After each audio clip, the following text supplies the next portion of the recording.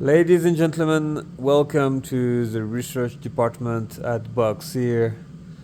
We finally put some work together with the 1.4 and the 8-speed transmission. So that's going into our beautiful LT4x4. Everything is mated together. The starter runs good, it cranks, everything is perfect. So now it's time to slide it in, put it in position, and figure out where we will attach this engine. We will now reuse the engine mounts of the LT, and we have to rig something. Other than this, I'm super excited about the package. It's very compact and very strong. So in stock form, the 1.4 turbo makes 180 horsepower. It's I think the LT makes 100 horsepower. So let's say you got an extra 80 horsepower, and also we have 8-speed instead of 5. Actually, it's kind of a 4-speed because the first gear is like, I don't know, it's weird. But we got double the speeds and almost double the power. So what it means is, okay, I know it's a tiny engine, but what it means that that big engine that we had before, it doesn't mean anything. It would just start spooling at 3000 RPM. It was gutless before that, like 2500 and under, there's absolutely nothing. And after 3500 RPM, 4000, you got to upshift. And when you upshift with the 5-speed transmission, the original transmission, you end up in the gutless zone again. So driving the LT is just painful. You just into. It's not the issue I had with the original engine and transmission was not exactly the power. Like the original power was great when you would hit it, but until then it's gutless. So this will cure. It will cure two things. It will always be lit because we'll always be within the power band, torque band.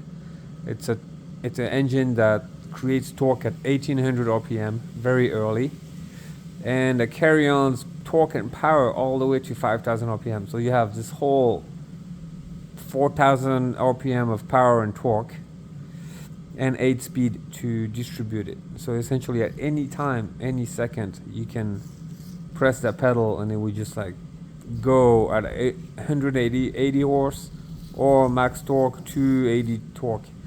So that's gonna be awesome. Yep, that's about it for this little update. I can show you the package. 8-speed transmission, 1.4 turbo engine. Connects to my ECU. The Bosch ECU, the factory ECU from the car that we modify.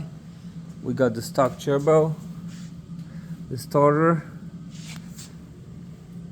and the mount. I'm going to create something that goes from my design, which is a Vanagon front brace that will be just shortened just to fit inside the engine bay of the LT. LT is, so we'll take this brace and cut it and re-weld these where it's needed just to position it. It's going to be like a mount here and a mount over there. But we have a lot of room, and I'm super excited about this project. I already got the accelerator pedal sorted. Let's see if I can climb in this beast.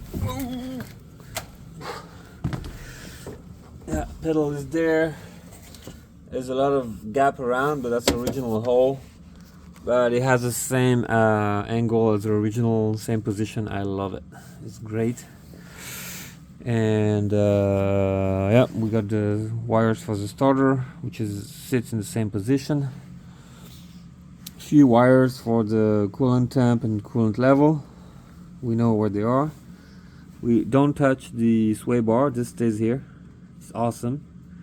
2 hoses for the power steering are going to stay here. As we'll have the final position, we'll see if we can just use those or create new hoses.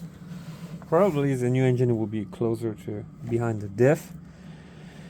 That was another issue with the 6-cylinder, is it will go close to the diff and get into the sway bar. So the 4-cylinder will be much shorter. Should be a much better package for this van. Oh yeah, we got everything ready to go. Pedal to the floor, good little angle that rests, your foot is resting. I'm gonna plug all this with some bracketry and like seal it really well. This van is going to be top notch. Probably gonna have some fur carpet, custom made, everything badass, AC, just top of the line. We're going wild on this one. It's our final project.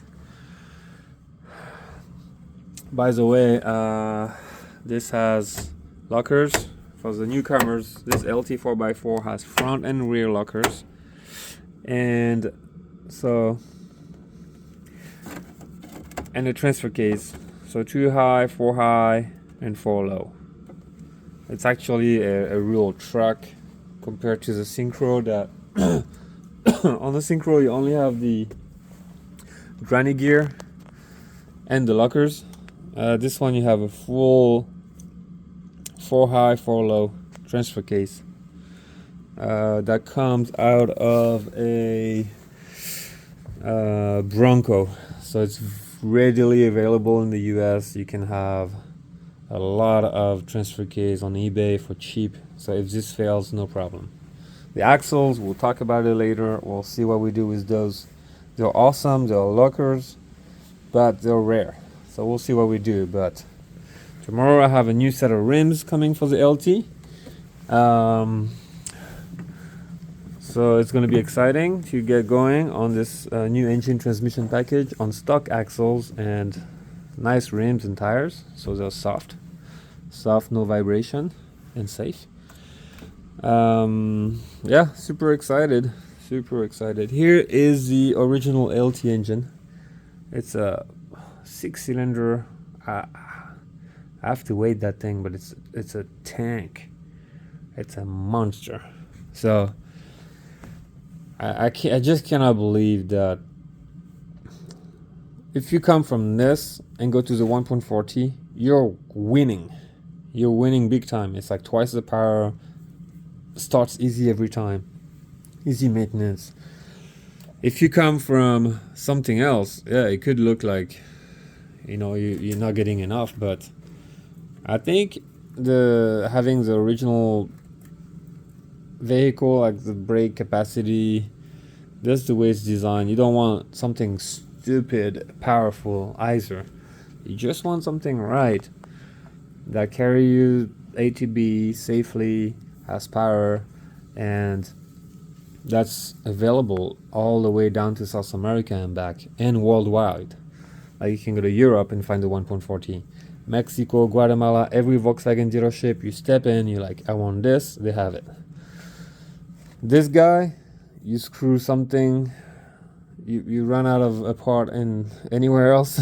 You just, even in Europe, yeah, you can get some parts, but it's just like, you have to be in the network, you have to have parts overnighted. If it's a rush, it's complicated. So yep, let's get to work. I cannot wait to fire this up. I cannot wait. This is gonna be good. I love this rig, I miss it. It's been in the shop for a long time. ECU is gonna come here, and transmission controller.